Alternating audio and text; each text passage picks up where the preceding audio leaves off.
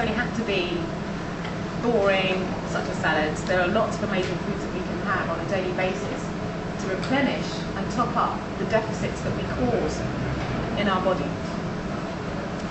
We'll be having a little bit of a small example of that a little bit later today.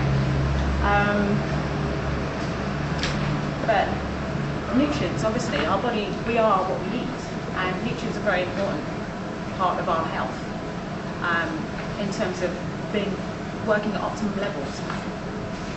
Physical exercise, again, when I was a personal trainer, I remember having this one client who would do his exercise, he'd do his hardcore 1 hour exercise. And if you think, exercise actually is a major stressor of the body.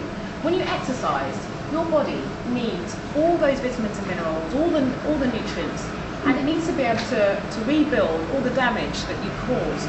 Because exercise is, strenuous exercise is quite a stressor to the body. And this guy used to go and he'd say to himself, well, I've done an hour of exercise, now I'm going to go and have my chips and my pies. And I just think, that's just absolutely ridiculous, because you're creating a deficit in the body.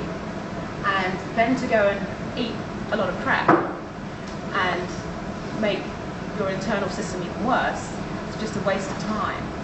So exercise is an amazing thing to be able to do. It makes you feel great, it's good for toning you up, keeping you slim, but it's also very important that if we are going to exercise strenuously, then you've got to make sure that you're feeding your body the right nutrients.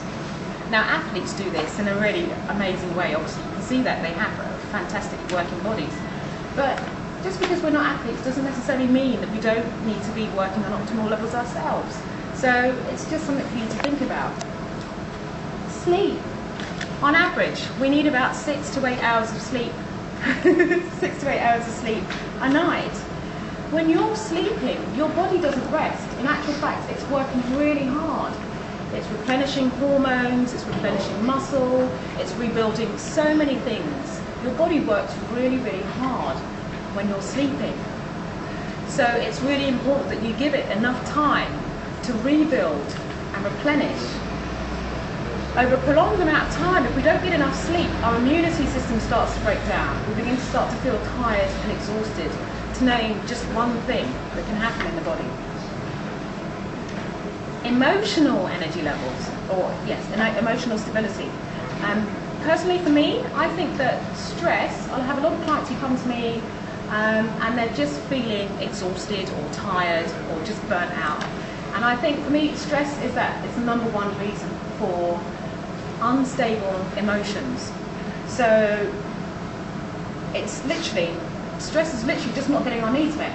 So if we're not in the right relationship, not in the right job, not happy in our home, not the right weight, whatever it is, we're not getting our needs met. And on some level, that generally tends to cause strange behaviours or negative behaviours. It doesn't necessarily mean that the behaviour may not necessarily be what we want to happen, but what we want to happen, let's just say we want a good relationship, that's very, very valid.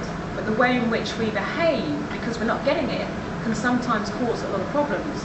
So perhaps you've got boredom, anxiety, anger, sadness, depression, feelings of loneliness, hopelessness, worthlessness.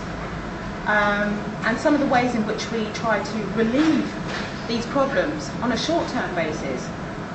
We've got binge eating, binge drinking, smoking, overeating, undereating, gambling, drug taking, other addictive behaviours.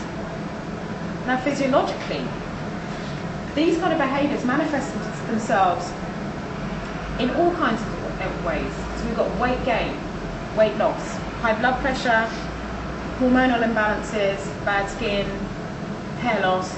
The physical manifestations are endless. So it's just a question, how do you, on a daily basis, because being able to actually steady your emotional levels is really important and very, very easy to do. I have people who perhaps they might walk the dog or stroke their cat or have a bath or do some yoga or some meditation.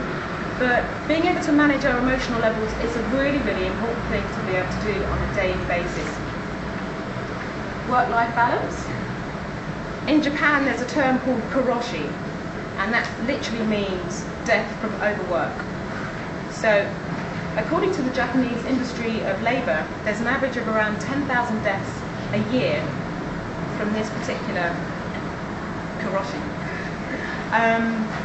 So very often people that come to me tend to be in the category where they're working more than they're actually playing. So very often they've got they're working more than they are enjoying their lives. So they may simply be working long hours without any recovery or rest, or holidays or breaks, tend to be overworked, exhausted and depressed. And again, this kind of behaviour creates a depletion of energy levels with very little time for you to actually be able to think about what you actually want in your life. So again, work-life balance is really important. Life purpose. And for me, I think this is where the magic happens. So this is where I try to get my clients to actually begin to start to think, well, why are they here? What is it that they really want to achieve? Because when you're kind of living on that level, it's really easy to jump out of bed every morning because you've got an absolute goal. You're very, very focused. So some people don't have one, it's fine. But it's something quite useful to begin to think about because it gives us a level of energy that literally just shoots you through the roof. It really enables you to begin to really start to think about enjoying your life on a completely different level. So, just after giving you those bits of information, I'd like you to go and have a look at your assessment now, and just literally think about each of those categories. Take your time, and this is just a personal thing for you. Don't be honest with yourself, because this is really an opportunity for you to really begin to start to think, well, you know, actually, maybe I'm not a good work-life balance, but I'd like a bit more of it.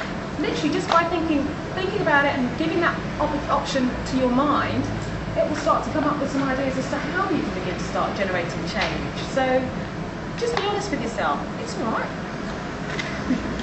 I'm going to give you 5 minutes